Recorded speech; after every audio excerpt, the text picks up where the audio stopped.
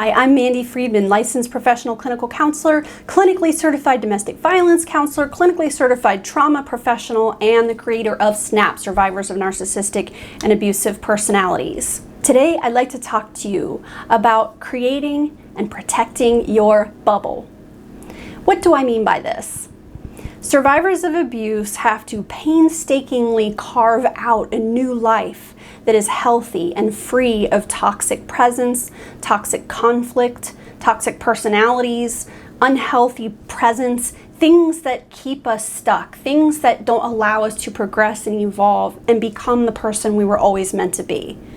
But to create the bubble, it takes you making the bubble, carving it out, creating it, and then of course protecting it. Our new healthy life doesn't just magically appear.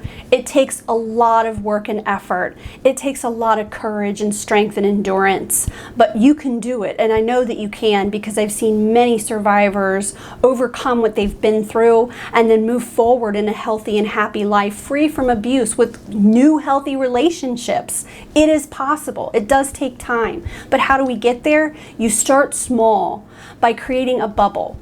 And what I mean by this metaphorical bubble is that this is your sphere, this is your little world that is free from toxic presence, free from unhealthy things. This is where you're safe to be yourself. This is where you know that there's not anyone there that's going to be hurting you. You are safe in this place. Now, sometimes we don't have a safe place right away, so we have to create one, and it could be a silly thing like a shelf or a locker or a car or the bathroom if that's the only place you ever get privacy. But we have to start somewhere.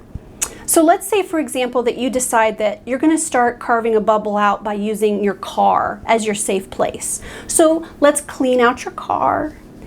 Let's make it a nice environment for you. Let's make it smell nice, right? And so that when you go to get into the car, that you can mentally make a shift. That here I am in my space and I can breathe and I can be myself and no one is judging me and no one is watching me. I can just be me, and that's your bubble. Now, over time, as you make corrections in your life, you set boundaries, you change your behaviors, you change your view of yourself and of your past. This bubble will continue to grow and get stronger and stronger.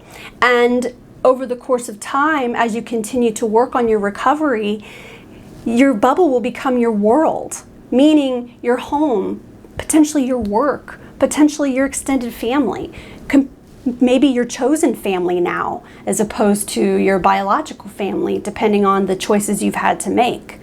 But the life that we are trying to build is one within which we can just be ourselves, feel comfortable in our own skin, be respected, and be loved by the people that we allow to have intimate access to us. We're a lot more selective now than we used to be. So that bubble can start really small with only just one other person or maybe no other people that are allowed in that bubble. But you do have to protect it. And that means years into recovery. You could be 5, 6, 7, 8 years into recovery, and you still have to protect your bubble and keep it free from toxic shit and toxic people, and continue to set boundaries and maintain boundaries.